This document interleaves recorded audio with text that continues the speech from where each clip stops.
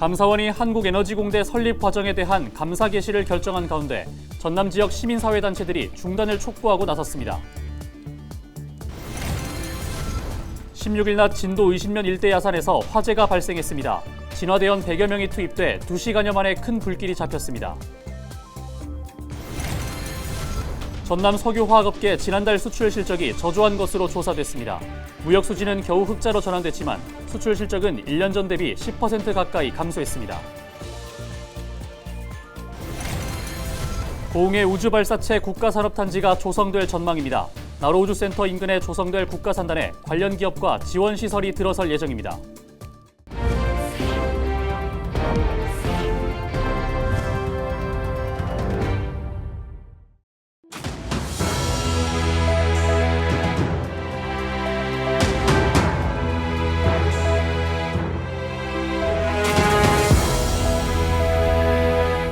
시청자 여러분 안녕하십니까? 헬로티비 전남뉴스입니다. 전남 지역 시민사회단체 16곳이 한국에너지공대 감사원 감사 중단을 촉구하고 나섰습니다. 전남 지역 시민사회단체들은 최근 감사원이 보수단체 공익감사 청구에 따라 한국에너지공대 설립 과정에 대한 감사 개시를 결정했다며 부당하다고 주장했습니다. 여야 합의에 의해 만들어진 한국에너지공대법에 따라 설립 특혜를 적용받은 것은 사실이지만 교육부의 대학 설립 기준을 토대로 특혜라고 주장하는 것은 상황에 맞지 않다고 강조했습니다. 또한 이번 감사가 한국에너지공대의 국가균형 발전에 대한 기여와 세계 기후위기 극복을 위한 인재 양성 등 대학 설립의 타당성을 무시한 채 정치적 공방에서 비롯됐다고 호소했습니다. 광주 전남연구원이 통합된 지 8년 만에 다시 분리하는 방안이 검토되는 가운데 자치분권연대가 반대 시위를 벌였습니다. 최명수, 이재태, 김호진 전남도의원과 자치분권연대 회원들은 반대 기자회견을 열고 전남과 광주의 상생과 협력은 수도권과 지방의 격차를 줄이고 인구 감소와 농촌 소멸 등에 대응하기 위한 시대적 과제라고 강조했습니다. 산적한 현안을 헤쳐나가는 데 있어 광주 전남연구원을 다시 분리하는 것은 역사적 퇴행이라며 무책임하고 근시안적인 미봉책이라고 질타했습니다. 또한 인력과 예산 지원을 늘려 광주 전남연구원의 역량을 키우는 것이 우선돼야 한다고 주장했습니다. 전남 동부권의 주요 산업군인 철강과 석유화학업계의 지난달 수출이 저조한 것으로 나타났습니다. 가까스로 무역 수지는 겨우 흑자로 돌아섰지만 제품 수출은 크게 줄었는데요. 철강과 석유화학 산업의 경기 전망은 어떨지 송하영 기자가 취재했습니다. 국내 대표 철강 제품 생산지인 광양을 중심으로 전남에서는 해마다 2천만 톤 이상 수출이 이어지고 있습니다.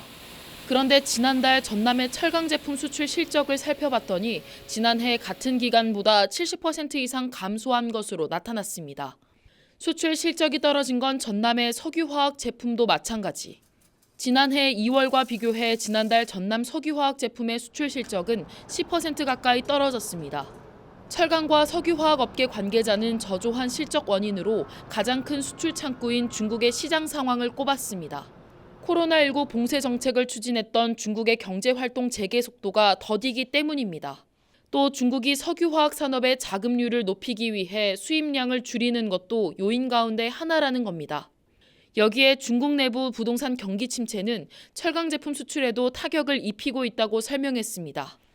저희도 마찬가지로 석유약속도 이제 수출 감소 부분이 어느 정도 좀 상당 부분이 좀 없지 않아 있는 것 같고 저희 쪽에 뭐 중국 수출 비율이 한 약 한 40% 정도 되는데 리오프닝이 아직 안 됐잖아요. 사정이 이렇다 보니 철강 산업과 석유화학 산업의 불황 추세가 상반기까지 지속될 것이라는 분석이 나오고 있습니다.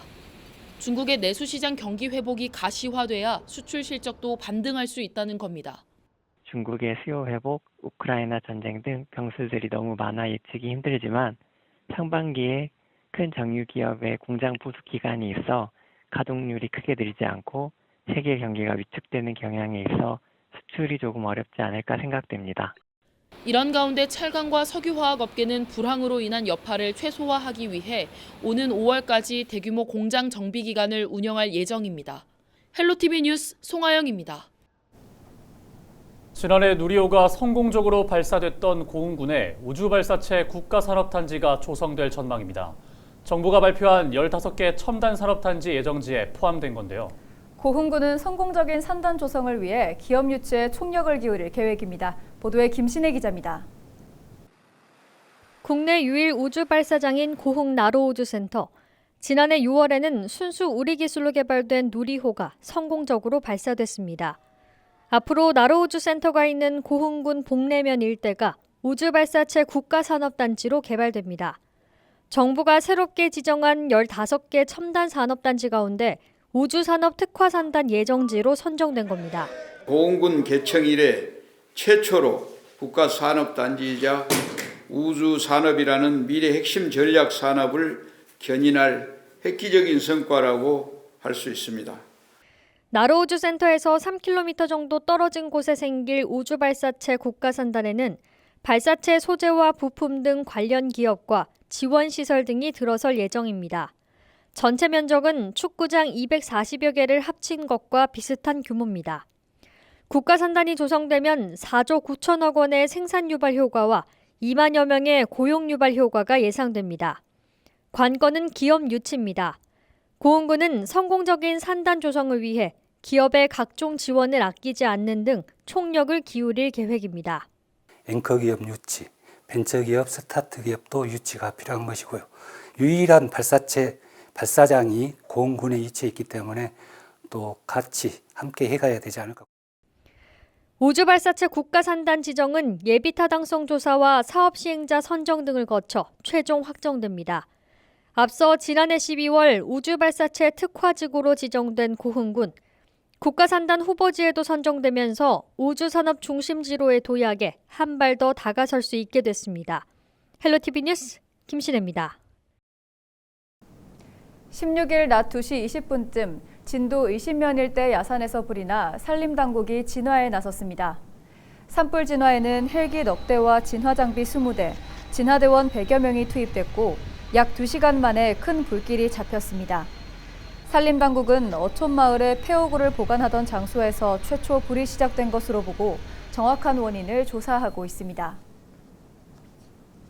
16일 낮 2시 49분쯤 목포 수협이 있는 북항 일대 정박한 어선에서 화재가 발생해 소방당국이 진화에 나섰습니다. 이 불로 인명피해는 없었지만 100톤급 어선이 불에 타 재산 피해를 입었습니다. 목포 소방서는 약 1시간 만에 화재를 진압하고 정확한 원인을 조사하고 있습니다.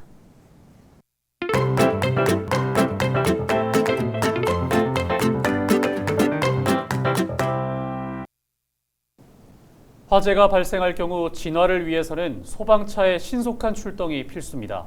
특히 학교와 같은 다중이용시설은 골든타임을 놓치면 자칫 대형 인명피해로 이어질 수 있는데요. 그런데 소방차 진입이 안 되는 학교가 전국에 최소 5곳이 있다고 합니다. 일부 학교는 문제점을 개선했다고 하지만 근본적인 문제가 해결되지 않은 곳도 있어 대책 마련이 시급한 상황입니다. 기자가 간다, 김호 기자입니다. 경북 안동의 한 초등학교. 체육관이 시꺼먼 연기로 뒤덮였습니다. 불이 나자 소방차들이 재빨리 출동해 인명피해 없이 불길을 잡았습니다. 하지만 불이 났을 때 소방차가 학교 안으로 들어가지 못했으면 어떻게 됐을까? 서울의 한 초등학교. 학교로 들어가는 진입로에 도로는 없고 계단만 설치되어 있습니다. 바로 옆 후문도 마찬가지입니다.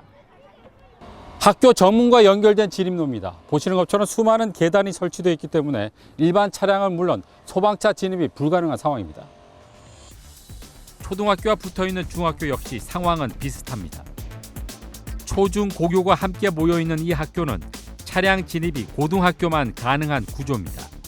따라서 초등학교나 중학교에 화재가 발생하면 소방차는 고등학교로 진입해 불을 꺼야 합니다. 하지만 고등학교로 가는 길도 쉽지 않습니다. 왕복 2차로에 구불구불 가파른 언덕길. 대형 소방차가 올라가기 쉽지 않은 데다 도로 옆에 차량이라도 주차돼 있으면 학교 진입이 더딜 수밖에 없습니다. 소방차가 도착한 뒤에도 화재 진압은 난관입니다. 초등학교나 중학교로 소방차 진입이 안 되다 보니 소방호스를 길게 연결해 적지 않은 거리를 달려야 발화 지점에 도착할 수 있습니다. 소방차가 못 들어가는 골목들이 많습니다. 그럴 때는 최대한 소방차를 가까운 곳에 부서하고 소방호스가 한 번에 15m거든요. 그걸 최대한 10번, 15번 이상도 연장해서 화재 진압을 하고 있습니다. 이처럼 화재가 발생했을 때 소방차 진입이 어려운 학교는 2021년 기준 전국에 9곳으로 집계됐습니다. 이 가운데 5곳은 지난해 개선했고 전남의 한 학교는 스프링클러를 설치해 미비점을 보완했습니다. 경기 지역 한 학교가 추가돼 현재는 5곳이 진입 불가한 상태입니다. 소방차가 들어갔을 때 어떤 회전 같은 거 있잖아요. 회전을 할 때 어떤 화단에 약간 걸릴 수가 있다고 해서 개선을 해줬으면 하는 부분들인데 다 그런 학교들은 화단 경계도 조정을 해가지고 다 개선을 세종은 다 했었고요. 하지만 문제가 해결됐다고 해도 안심할 수는 없습니다. 협소한 진입로가 문제였던 이 학교는 소방차 진입이 가능한 학교로 다시 분류됐습니다. 초등학교로 들어가는 진입로입니다. 보시는 것처럼 굉장히 협소해 보이는데요. 폭이 얼마 정도인지 한번 측정해 보도록 하겠습니다.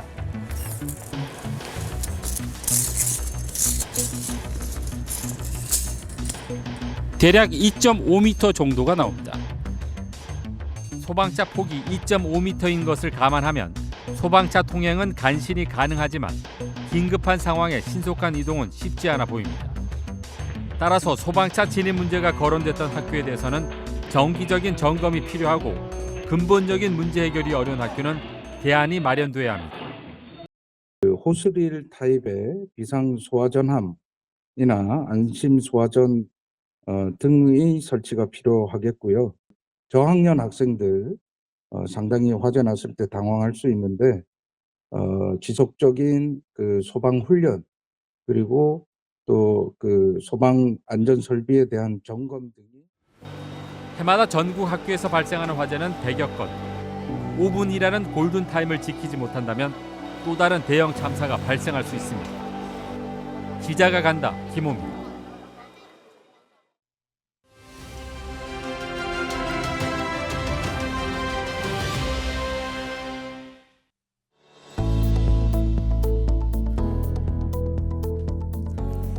요즘 아침 저녁으로는 꽤 쌀쌀하지만 낮에는 봄 기운이 완연합니다.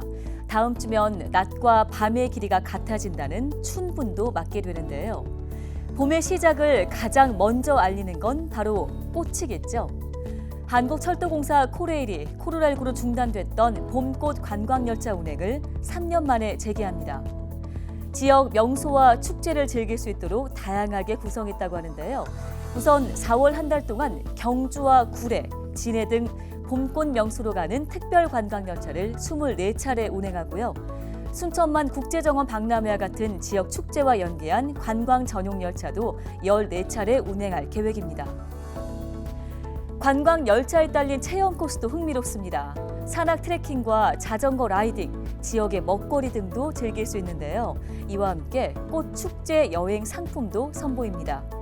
꽃 종류를 보고 취향에 맞게 선택할 수 있는데요. 보다 자세한 내용은 모바일 앱 코레일톡과 홈페이지에서 확인하면 됩니다.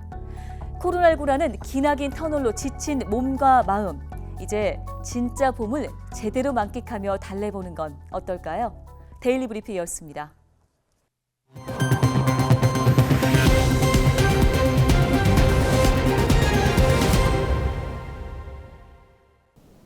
국민의힘 순천 광양 구례 곡성을 당협위원회가 광양 목성지구 도시개발 사업자인 부영주택에 사회공헌에 나설 것을 촉구하고 나섰습니다. 당협은 광양 노른자 땅을 평당 45에서 50만 원에 값싸게 매각하고 주택 부지 면적도 상향되는 등 부영주택이 각종 특혜를 받았지만 착공을 미루고 있다며 부당이득금 사회 환원을 요구했습니다. 목성지구 도시개발 사업은 2009년 도시개발구역으로 지정된 뒤 부영주택이 사업권을 넘겨받아 2019년 기공식을 열고 공사를 시작했지만 일부 아파트만 준공된 상태입니다. 세계문화유산 순천 서남사의 매화꽃이 오는 18일 주말을 기점으로 만개할 것으로 보입니다. 서남에는 각황전과 무전이 있는 종정원 돌담을 따라 늘어선 수백 년 된 매화나무로 원통전에 600년 된 백매와 돌담길의 홍매 두 그루가 지난 2007년 천연기념물로 지정됐습니다. 서남매의 품종은 토종매화로 구례 화엄사의 들매, 장성 백양사의 고불매 등과 함께 한국의 4대 매화로 불립니다. 이상으로 뉴스를 마칩니다. 함께해 주신 여러분 고맙습니다.